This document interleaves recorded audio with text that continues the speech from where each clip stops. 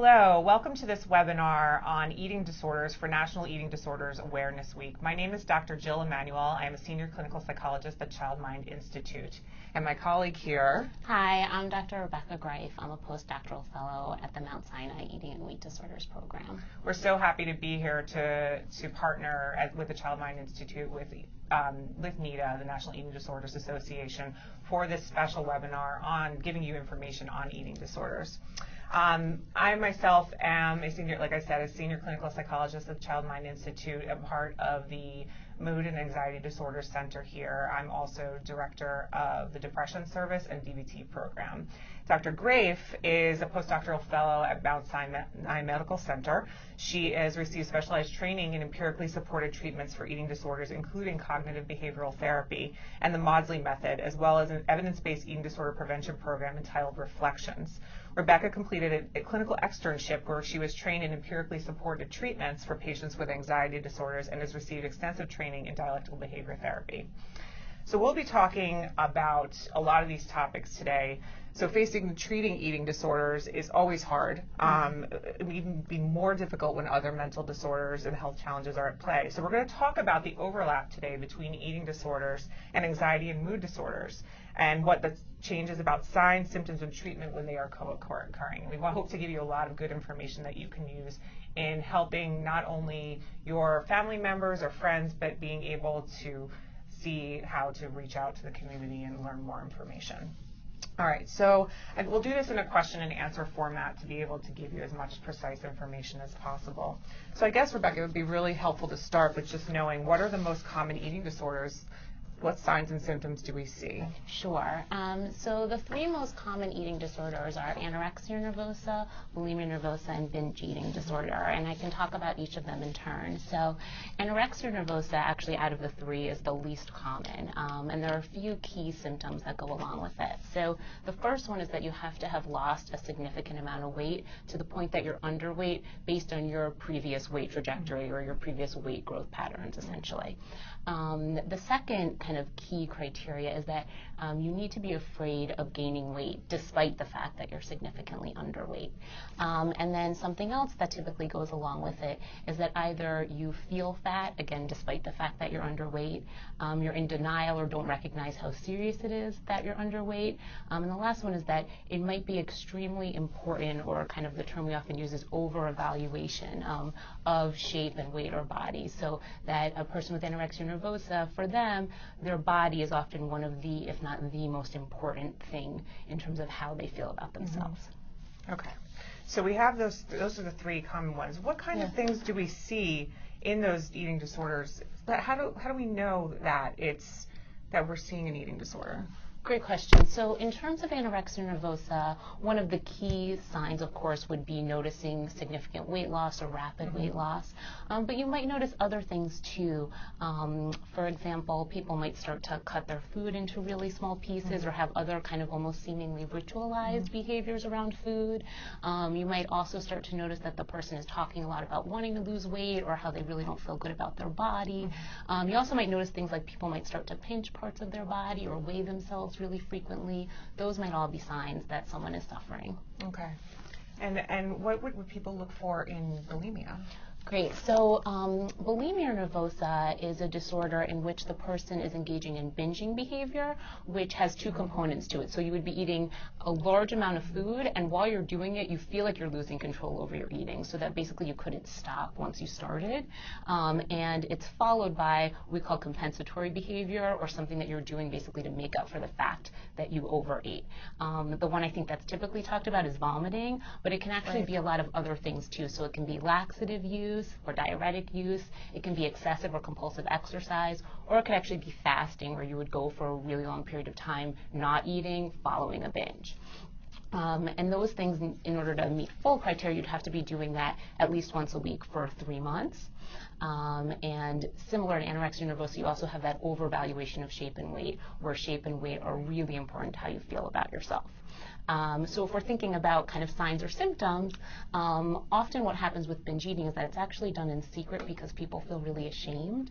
So you may not actually see the person binging, but there are other symptoms you could look for, or signs. So things like seeing candy wrappers or other food wrappers kind of left in the house, or noticing that large amounts of food are kind of inexplicably missing from the house, or certainly things like hearing someone vomit in the bathroom, smelling vomit or seeing vomit residue on toilets, noticing that someone is exercising much more than they used to be, certainly finding something like laxatives. All those things could be signs that they're struggling.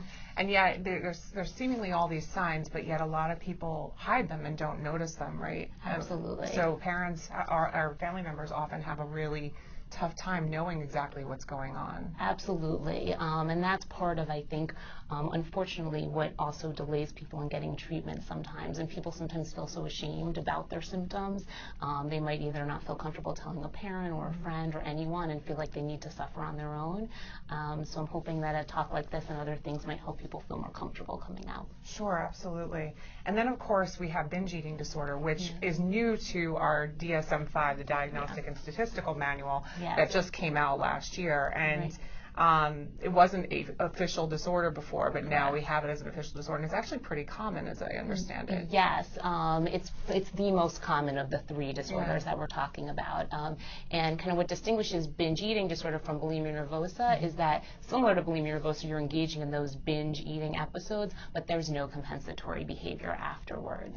And again, as we were kind of starting to talk about, there's a lot of things that often go along with binge eating. So eating more rapidly than normal, eating when you're not physically hungry, eating until you're so full that you feel physically uncomfortable, often eating in secret because you're so ashamed, and then feeling really guilty and depressed after these episodes. Right, and we're going to be talking certainly more about depression as we're going along. Yeah. I think what's really would be helpful for people to know is what are some of the common misconceptions that people have about eating disorders? Because there's a lot of them out there, I would imagine. Absolutely. You know, I think probably one of the main ones is the idea that eating disorders really only affect women. What we know is that it is more common in women, about 3 times more common, but it absolutely exists among men.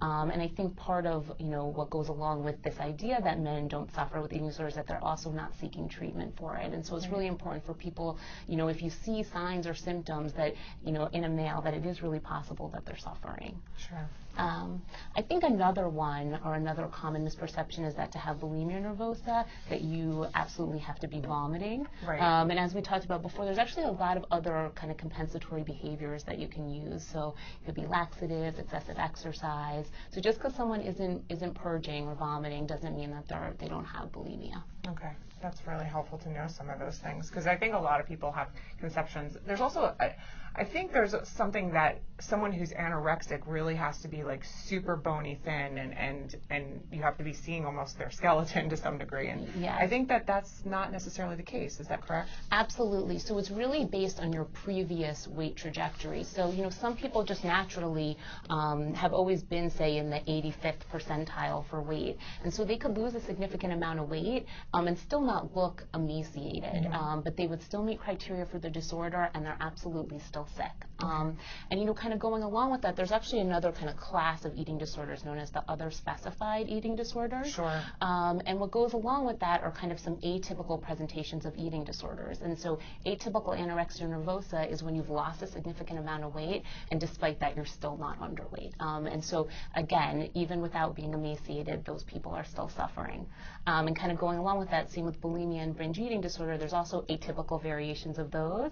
And to meet criteria for that, it just means that you have to be engaging in the behaviors less than once a week. Right. So I don't want anyone to think that because they're not doing it as often as once a week, that they shouldn't be seeking help or that they're not suffering.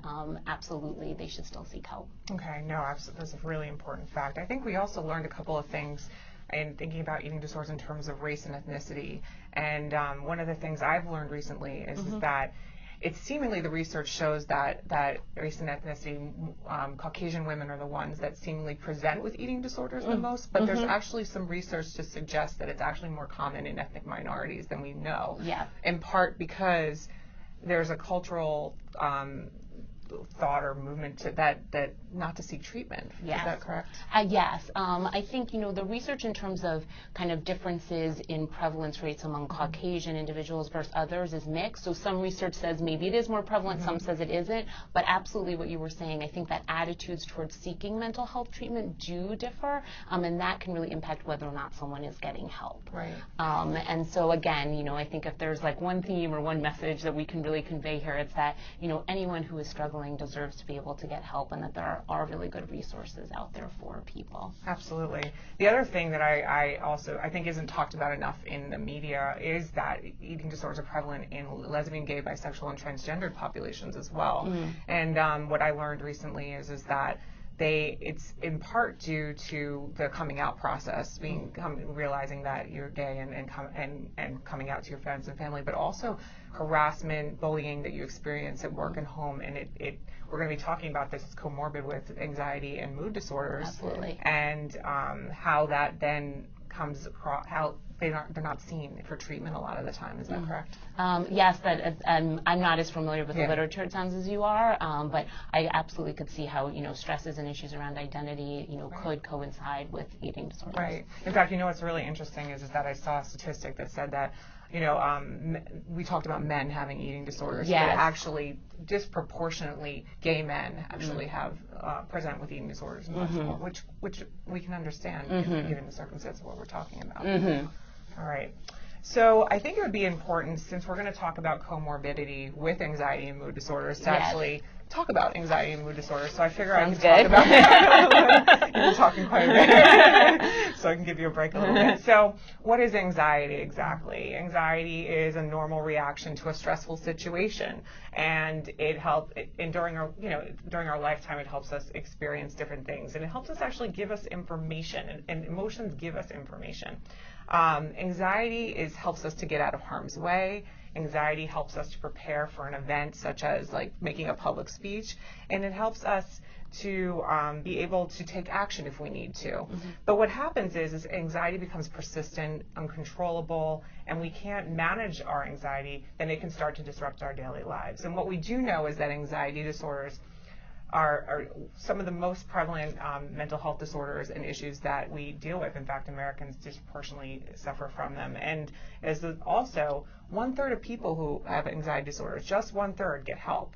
That means 2/3 of people are not getting help for anxiety disorders, and they are treatable. And we have a lot of good treatments for them, which we'll be talking about. Right, absolutely. So I'm going to talk a little bit about just some basic anxiety disorders that we treat and are generally seen for treatment. So there's generalized anxiety disorder, which is kind of a general term. But what are we talking about here? It's a person with generalized anxiety disorder has persistent and uncontrolled worry, and they're not able to control the worry. So someone may just be going to the store and say, oh, I have to pick this up and I have to pick this up. But then what happens? They go, well, what if I don't get oh, I forgot this. Well, what if I can't get home on time? And then if I can't pick my kid up, what's going to happen?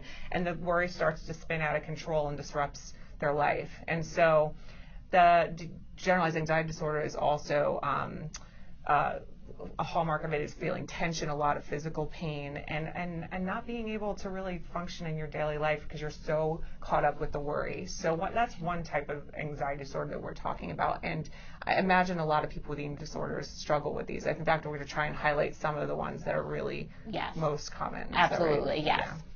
Yeah. Then there's social anxiety disorder. Right. People sometimes hear about this as being related as social phobia. And social phobia is a real fear of being evaluated by others in any kind of situation. Sometimes it's in mainly social situations, but also in some sort of public speaking or performance evaluative kind of situation. And they try to avoid the situation as much as possible to avoid the worry. So we definitely talk about that. We talk about panic disorder. Panic disorder is people who experience panic attacks, and we hear that word a lot, panic attacks. They experience a spontaneous, out-of-the-blue anxiety that peaks within a few minutes.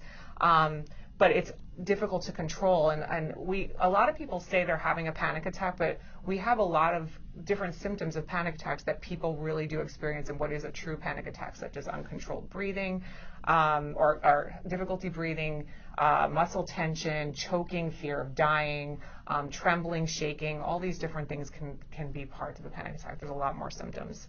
And then another thing I understand is very common with eating disorders is OCD. Absolutely. Yeah, and we'll definitely get into that.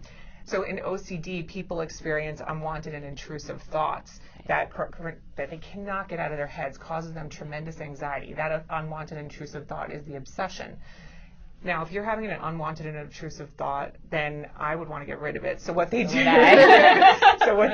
is they then do some sort of behavior or compulsion to get rid of the anxiety. And it can be, OCD presents in many different ways, but a common thing that's known, for example, is that someone has a fear that they might have gotten some sort of like germ on their hands and they're going to get sick as a result, and they can't get the thought out of their head, so they wash their hands excessively in order to get rid of that.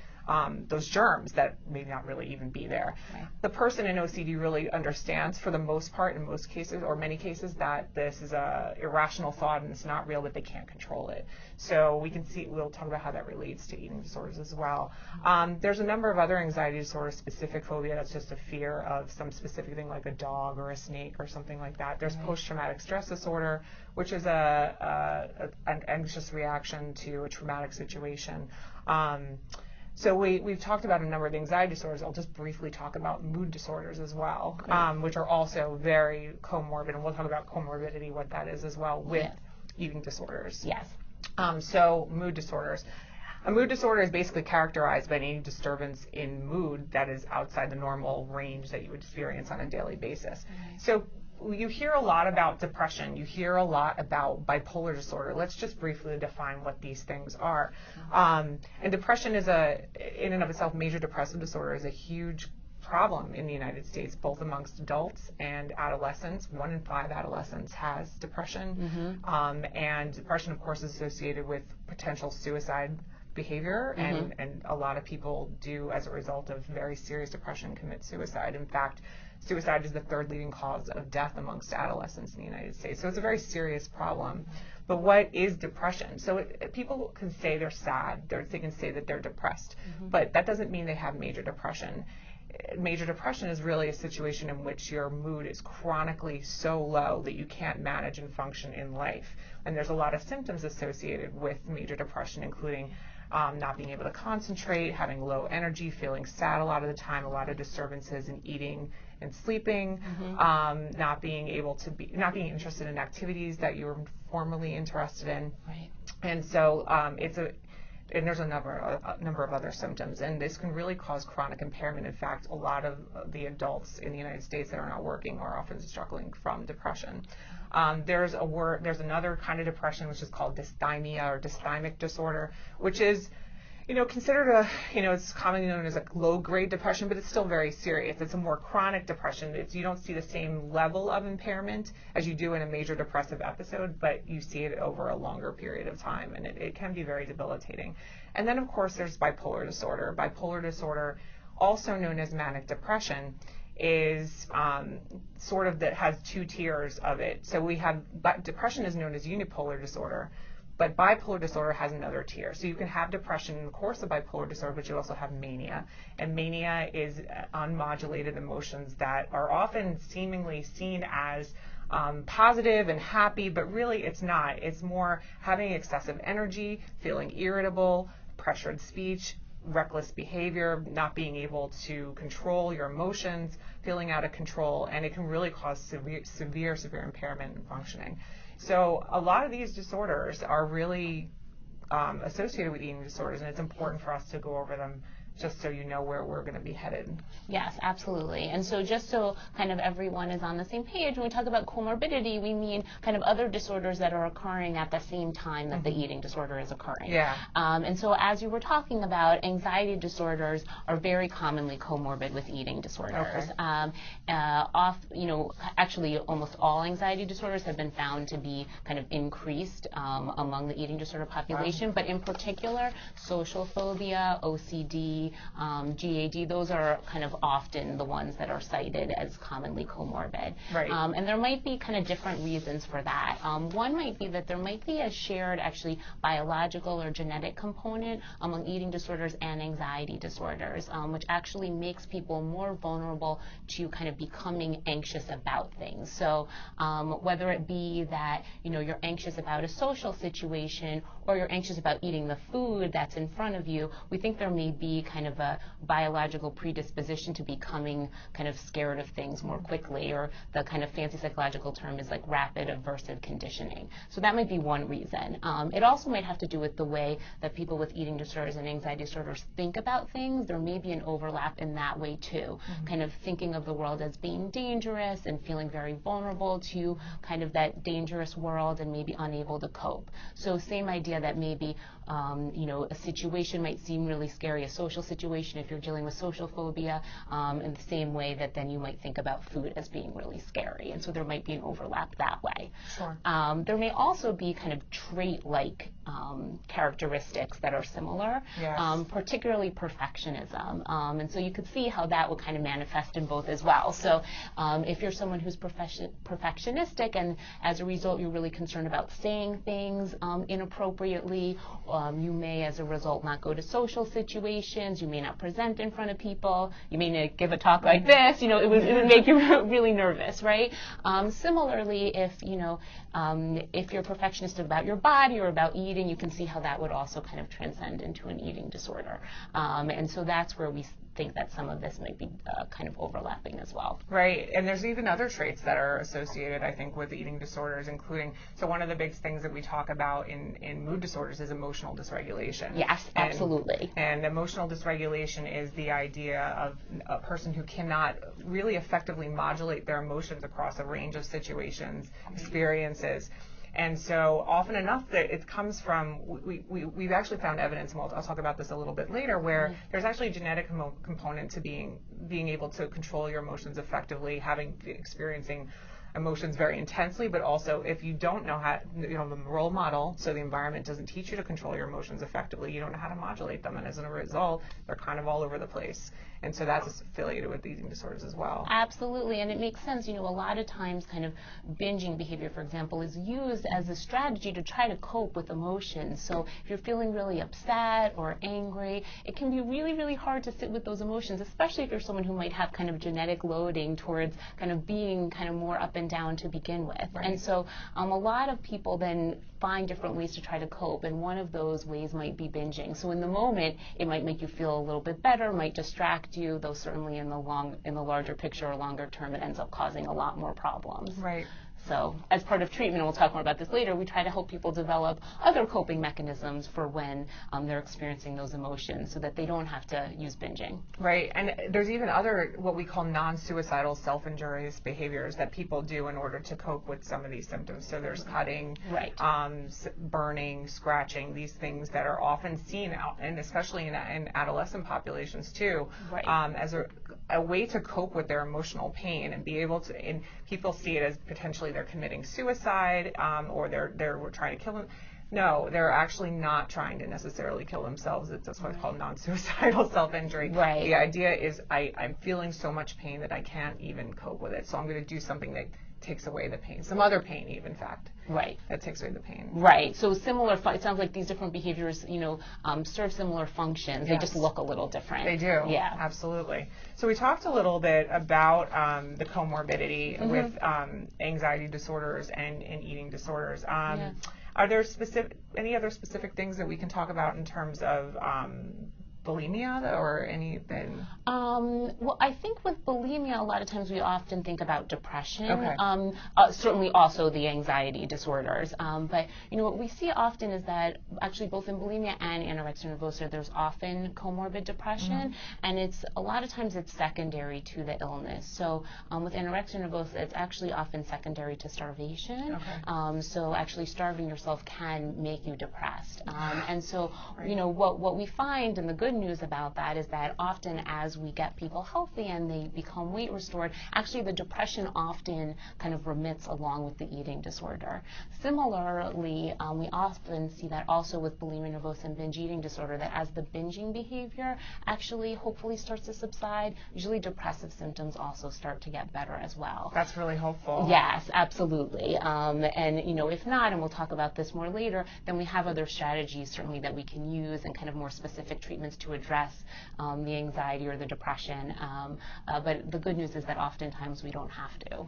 Yeah, and I think that that's a really excellent point, because I think a lot of providers, when they see someone with multiple problems, they feel like they have to necessarily treat every single problem. They don't necessarily even know where to start necessarily. But Right. what you're actually saying is, with some eating disorders, particularly with bulimia and depression, if you treat one, the other may actually get better. Absolutely. And so what hopeful outcome that could potentially be. Yes.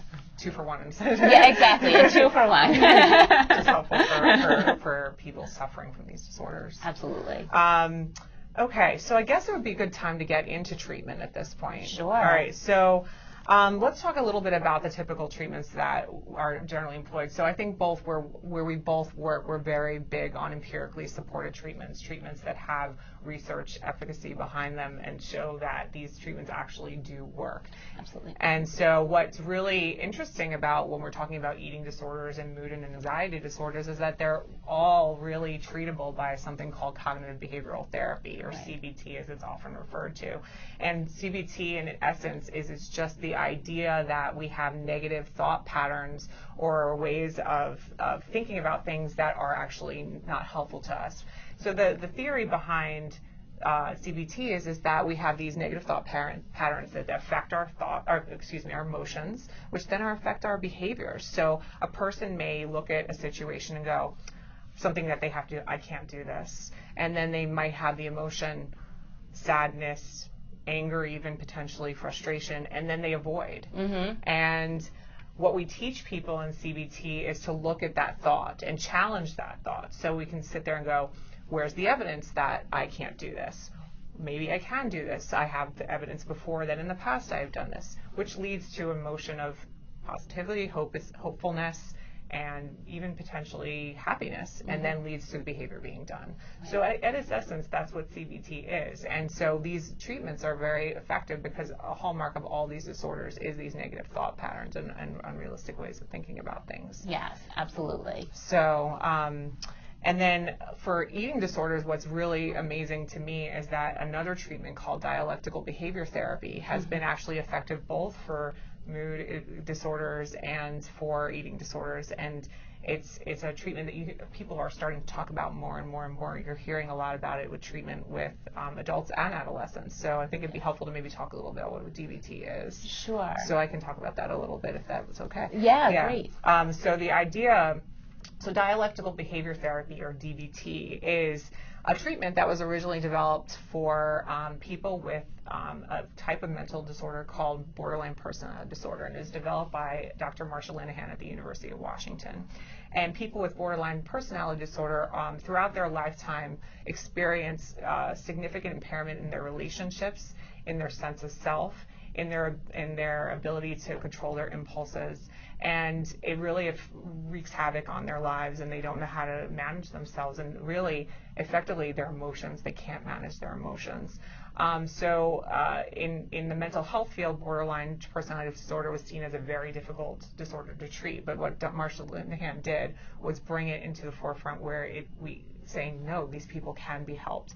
What DBT does is define borderline personality disorder as a disorder of emotional dysregulation, or more of the emotional dysregulation system. Mm-hmm. So as a result, what we're looking at is how to help people cope with their emotions more effectively. Mm-hmm. And what's wonderful about DBT is that it's a combination of CBT and also Eastern thought. So what we have in DBT is CBT and also mindfulness meditation, which helps people to really exercise their their muscle to learn how to be in the moment and control their emotions even in the face of great difficulty. And there's a lot of different skills that we teach in DBT that are very applicable to eating disorders, including crisis management skills. So how do you deal with a crisis? How do you deal when your emotions get really high and then you want to get rid of those emotions, those very, very, very painful emotions, by doing something ineffective?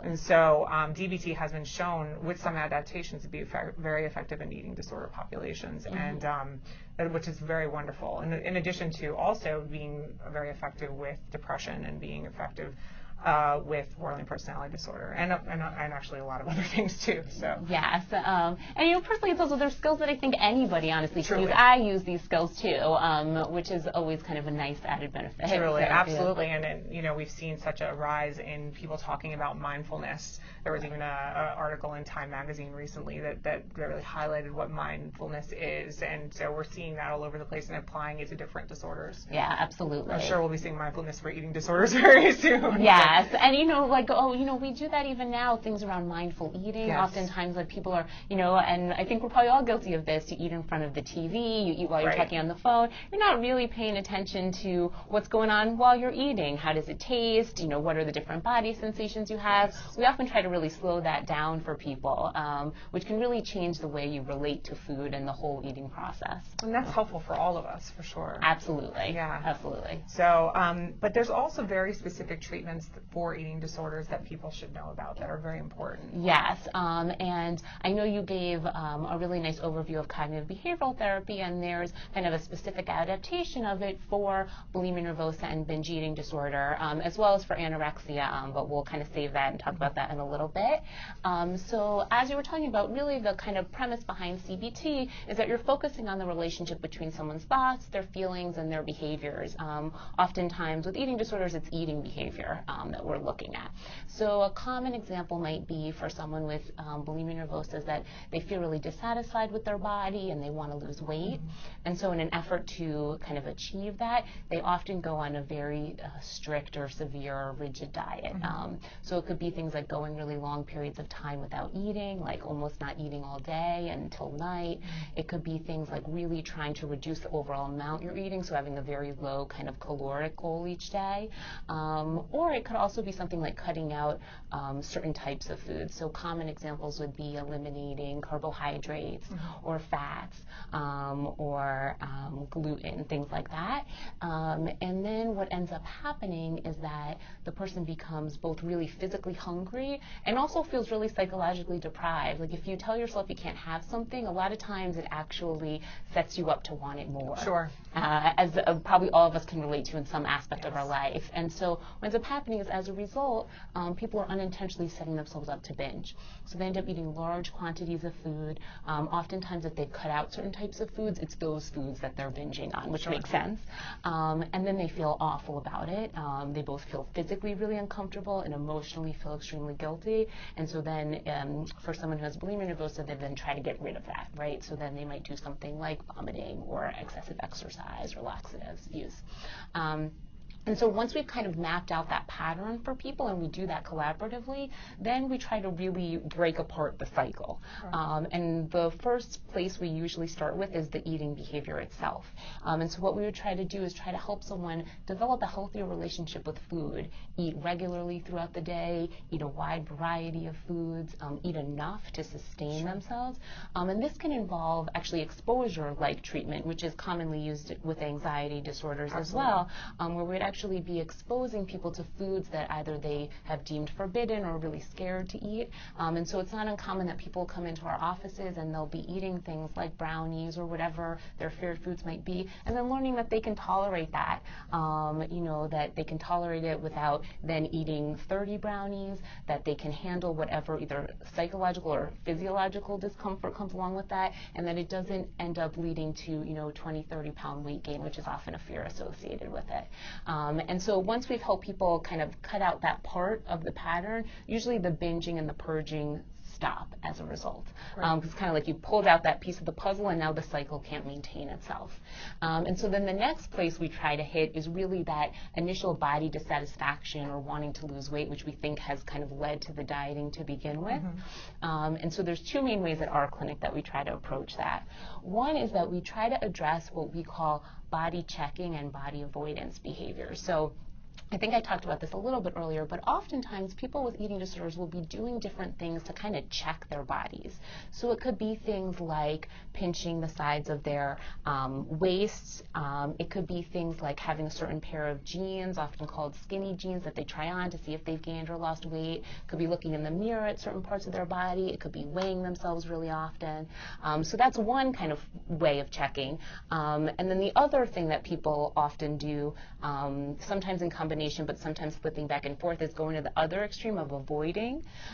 So that could mean kind of not seeing people because you're afraid that they're going to notice you gained weight. It could mean not wearing form-fitting clothing because you're afraid of what people are going to say. It could be not going places like the beach because you don't want to have to wear a bathing suit. We think both sides of that coin really keep people thinking a lot about their shape and weight, leave them feeling really ashamed of their shape and weight. And again, that's kind of what's been driving the cycle the whole time. So we try to tackle both of those. So if you're checking things, we try to help you do it less.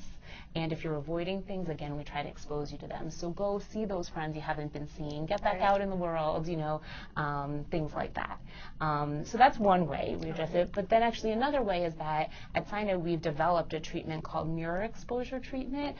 This is very exciting. Which I think is pretty cool. Granted, I am a psychologist, but I think it's pretty cool. So basically, the idea behind this is that we believe that body dissatisfaction is often maintained by two things that a person does when they look in the mirror. One is that they're often not looking at their whole body, but rather they're focusing in on one or two, what I call hot spots, but usually areas they feel really uncomfortable about. So common areas are stomach or thighs, but it can really vary from person to person. So they're not seeing their whole self, they're kind of zooming in on those parts they really dislike. And when they zoom in on those parts, they're describing it in really judgmental ways. So this is fat, this is flabby, this is ugly, I'm disgusting, right? So if I was looking in the mirror every day and I was looking at the parts I hated about myself and I was saying those things, I would feel really terrible about myself too. Exactly. And so my boss developed this treatment called mirror exposure, which is supposed to really help people break out of that pattern. So you stand in front of a 3-panel mirror, and what you're asked to do is to describe your entire body, so you're no longer just allowed to look at those few parts, in non-judgmental language. So actually borrowing from DBT, exactly. It's taken from DBT. And they are asked to do their whole body down and then up. And while they're doing it, we measure their anxiety levels or distress levels with the idea that as you do it more and more, ideally you'll become less distressed by your body, or at the very least able to tolerate what happens when you look in the mirror. And it's been shown to be a really, really effective treatment for body dissatisfaction. Not just for people with eating disorders, but actually, body dissatisfaction kind of is just common, especially among women, but certainly among men too. And so it's a really nice treatment that we have that we feel like can reach a really broad range of people, which is great. What's really interesting, there's a couple of points I was thinking as you were talking was, in terms of treating anxiety disorders with exposure, people often don't understand what you were saying very clearly, that it's facing the fear that it really is the fear that you're having the most. So and so we do that with anxiety disorders, and we do that with eating disorders, and it's a very powerful tool. Absolutely. And so I think what I want to stress is that in looking for someone to work with an anxiety disorder, eating disorder, a lot of the time someone with this experience of exposure and response prevention treatment is very important to find. Yes, absolutely. We'll be talking about that a little bit as well. Yeah, absolutely. And sometimes it can be hard to find someone, or it can be hard to find someone in a price range that you're able to afford. But the nice thing is sometimes there's research studies that are being conducted too that can afford free treatment. So kind of going off of mirror exposure, we actually have a study at Sinai right now where you can receive free treatment. Either you would get a mirror exposure treatment or a different type of body image treatment. So that's a nice option, especially for people who might not be able to afford otherwise. That's a wonderful option. Yeah. The other thing I was thinking about when we were talking about, I think we've said this a couple of times now, is that people benefit from these skills that we're teaching, and so we talk about, people have mental disorders and they're very disturbed. These are all misconceptions that people have. Any kind of these illnesses are actually just a wide range of different types of behavior, and so people struggle with things and they don't necessarily have. They may not like their body, but they may not have an eating disorder. Absolutely. They may have experienced a lot of anxiety, but they now have an anxiety disorder. So sometimes these treatments or these techniques are very, very helpful. The DBT skills, I believe, are helpful for, as you said, for everybody. Yes. So it's very important that, just to even learn some of these things it can enhance our lives in a lot of ways. Absolutely. I couldn't agree more. So this mirror technique is actually something that sounds like people could really use. Yeah, I think so. Absolutely. So there's a lot of application for it going down the road. Yes, for sure. Great. So let's talk a little bit about treatment, or Sure. actually how to get treatment more, and what kind of treatments are in terms of what levels of care are there for people with eating disorders. That's one of our terms, levels of care. But what are we looking at when we're talking about treatment? How intense is it? Mm-hmm. What do people get into in terms of when they're looking at this? Absolutely. So, I think there's a range of treatment options for people who are suffering with eating disorders, and it's based on a number of different factors. So you certainly can pursue outpatient treatment, which is typically meeting once, maybe twice a week Sure. with somebody, usually a kind of a psychologist or a social worker or someone who has a master's who can provide kind of counseling services. Mm-hmm. But then there can also be people like psychiatrists or nutritionists involved as well. Mm-hmm. Then there's also kind of a slightly higher level of care, which would be more of a day treatment, or sometimes referred to as partial hospitalization. Mm-hmm. And so usually that involves a longer duration of treatment. So usually you're meeting several hours a day. Mm-hmm. There might be individual therapy, but also group therapy. There might be supervised meals, which can be really helpful. And then I think the other option is inpatient care. And that's usually used if someone is either medically or psychiatrically unstable. So, unfortunately, with eating disorders, there are a lot of medical complications, and so somebody might have electrolyte imbalances, cardiac or heart irregularities, things where they really need someone to be monitoring them. And so that might be one reason that they need to go inpatient. Another might be for psychiatric reasons. They're worried that they might hurt themselves or they're feeling suicidal. And so that's another reason that someone might go inpatient. I see. Okay. And also one thing we haven't mentioned is that a lot of eating disorder patients are often on medication. Absolutely. And so when we're talking about medication, imagining we're treating some of the comorbid disorders such as anxiety and depression that go along with eating disorders. Yes. Is that really what we're looking at? Exactly. Usually, the kind of empirical basis for using medication specifically for eating disorders, unfortunately, is not very strong. So to treat, for example, the anorexia nervosa itself or the bulimia nervosa itself, there's some evidence for selective serotonin reuptake inhibitors, SSRIs. Exactly. For those with bulimia nervosa, but it's not considered kind of the first-line treatment. But yes, often for the comorbidities, so the depression, the anxiety, people are often on medications.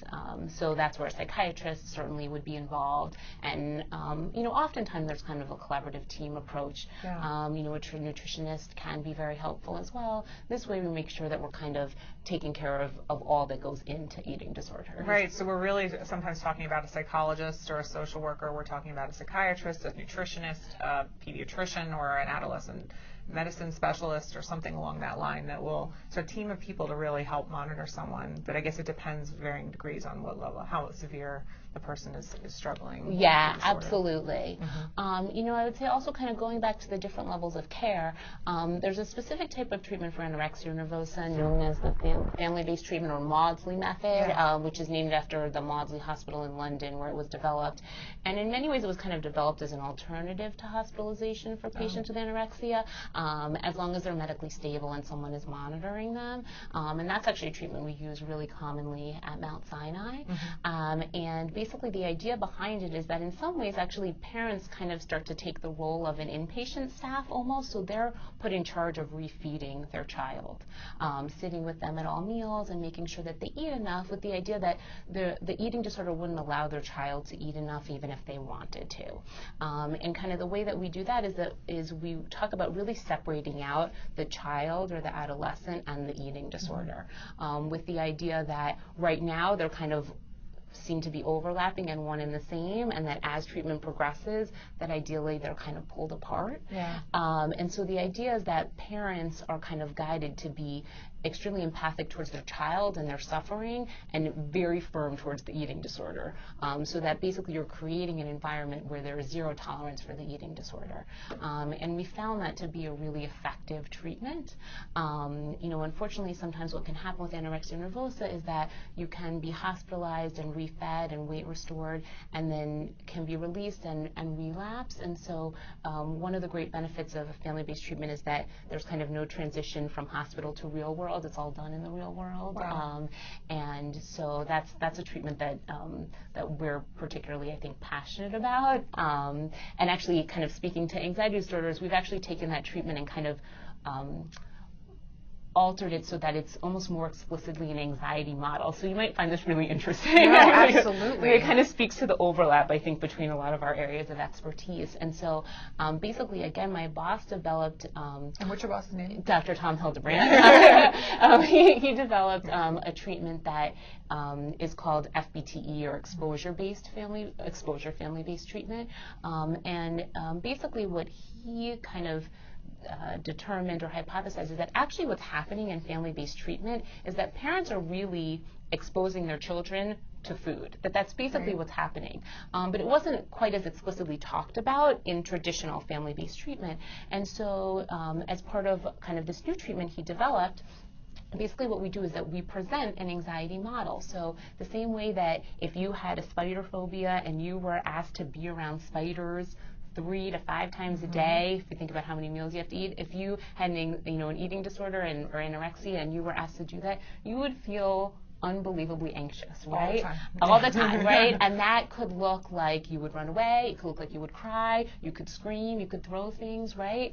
Any of us, I think all of us probably have things we're afraid of, and if you have to imagine being around that thing all the time and having like your worst fears come true, which might be something like gaining a lot of weight, you would feel really awful too. Right. And so I think one of the nice things about it is that it gives a really kind of clear explanation of what the person with anorexia is going through, so that their family members can really understand. And we actually ask every family member to go around and talk about something they're really scared about, so that they understand what it might be like for their sibling or their child. And then we really set it up like exposure. So we have a kind of list of foods that the person might be scared of, and we help them start to eat those foods in order of challenging or difficulty eating them, and help them learn again to kind of tolerate the anxiety that comes up for them, learn that they can eat in a way that's healthy for them and be okay. And so that's kind of a more novel treatment that we're using at Sinai. That's really exciting. Yeah, I think it's again, I'm biased, but I think it's pretty cool. And our experience is that families seem to really benefit from it too, which is the most important thing. So. Well, I think it just highlights a really important thing that we really should say is that when you think about individual therapy for any kind of mental health disorder or anything like that, there's this perception you go into an office, you talk, and then you leave. Right. And it's so not that, especially for children and adolescents. Families are highly involved and really an integral part of the process. And what we're talking about in dealing with anxiety disorders and dealing with eating disorders is that the family plays a huge role, both in sometimes maintaining disorder and keeping it alive in a sense. And what I mean by that is sometimes, for example, with anxiety, if a child is avoiding something, the parent may not want them to struggle, so they help them to avoid, not realizing that it's actually feeding the disorder. Of course, right. And so as a result, and with eating disorders, there's a lot of similarities. So yes. We're talking about getting the parents and the families involved to help the child be able to overcome it, but also to break some of the patterns in the family that are not working so well and leading to or helping the disorder to stay alive in a sense. Absolutely. And I think it's a really empowering message to parents too. I've seen a lot of people come in and might feel extremely guilty about their child's eating disorder. Other people may have told them that they're the reason that their child has an eating disorder, and what an awful experience that is. And so letting parents know that we believe that they are probably the most important component in their child's recovery, and that they can do this, is such, I think, a powerful experience for parents. And I think again, if there's another message I can kind of convey to people is that there are treatments out there that can work, and we can work with with, families to really help people overcome this. I've seen it happen many times. I'm sure you have too. Yeah, no, there is a lot of hope out there, even in the darkest moments where, and there's a lot of people out there who want to help and have the expertise to do so. Exactly. So I guess this would be a good point to talk about how do you find the right help? Yeah, right? So that's often tricky for people. So we talked a little bit about, there's some time earlier on that there were some trials at medical centers for disorders, but in general, where do people go? So what are your thoughts on that? And all that? I think looking up in your area, again, clinicians who do use empirically supported treatments, I think that's really key. And that can be in multiple different settings. I think medical settings, settings like Child Mind Institute, where that you're getting kind of the highest level of care possible, I think is kind of absolutely a first step. Absolutely. And also being able to know that there's different degree. It's not necessarily unaffordable. Like that, insurance companies will pay for these treatments. It's sometimes a little tricky to have it happen, but it does. They will pay for these treatments, so it's not necessarily going to break the bank or put somebody in bankruptcy or anything like that. So right, absolutely. And I really would encourage people also to look into the option of clinical research trials, even beyond the mere exposure. We're actually doing another study at Sinai where we're looking at the use of a smartphone to help aid treatment for binge eating and bulimia nervosa, and so that offers free treatment as well. I imagine that there's lots of different kind of hospitals, university settings that might have similar options. So, it does take some research, but usually there's something that can be found out there. Yeah, absolutely. And certainly as we're in New York City, there's a lot of resources here in New York City, and there may be some areas in the country where resources aren't necessarily as widely available, but there's still people out there who can do treatment and consult and help out with the situation. Absolutely. And, again, depending on kind of, individual circumstances, there might also be options for things like Skype sessions or other ways that can, if you're in an area where you don't have as much accessibility, where you might be able to still get help from someone who's a little more geographically at a distance from you. I think another place that people have, the internet can be a very scary place to look and find information. For sure. Because there's a lot of sites out there that have a lot of scary, not so accurate information. So it's important to know what are some resources to be able to go to get more information on finding treatment and learning more about the disorder. So of course the NEDA website is an excellent place to find information. Childmind.org, we have a wonderful host of different available articles, information. We also have a guide for parents to getting good care for their children, and soon enough we're going to have a specific guide for eating disorders. So that we're really excited about that. You also talked about there's a Maudsley website as well, right? Yeah, I believe there's several. There's one called MaudsleyParents.org, which I've heard very good things about, and provides a lot of information about what Maudsley treatment looks like. I believe it has people who've gone through the program also speaking about it. So that can be a really nice resource as well. Our clinic, Mount Sinai Eating and Weight Disorders Program, has information on its website about eating disorders as well. So that can be also another useful resource. Yeah, absolutely. I'm thinking also maybe NAMI, the National Alliance for the Mentally Ill. Absolutely. And National Institute of Health, NIH, Mayo Clinic. They have all these different websites have really good information. And so there is information out there for people who are looking and trying to find out how do they help their family member, for sure. I guess the last thing we should talk about is how one of our main missions at the Child Mind Institute is talking about how to increase mental health care for children, but also reduce the stigma of talking about mental health care. And so how do we do that, and what is your opinion on that? First of all, I think it's such a great mission. I fully agree that that's probably one of the main things in the mental health field that we should be focusing on right now. I think that kind of providing education to people and speaking about eating disorders or whatever other mental illnesses you want to bring to light is key. So, things like this, which we're doing right now, going to schools and talking about it. I think the more people understand what eating disorders are, I think the less stigma and shame often is associated with them, and also allows people, I think, to get the help that they need. There's been some research that the lag time between when someone first has bulimia nervosa, I believe, and gets treatment is something like 7+ years. I know, that's incredible. Which is just awful. That's not good. So, I think, that's one of the reasons I think it's so great that CMI is making it a mission. We want to be able to get people in sooner.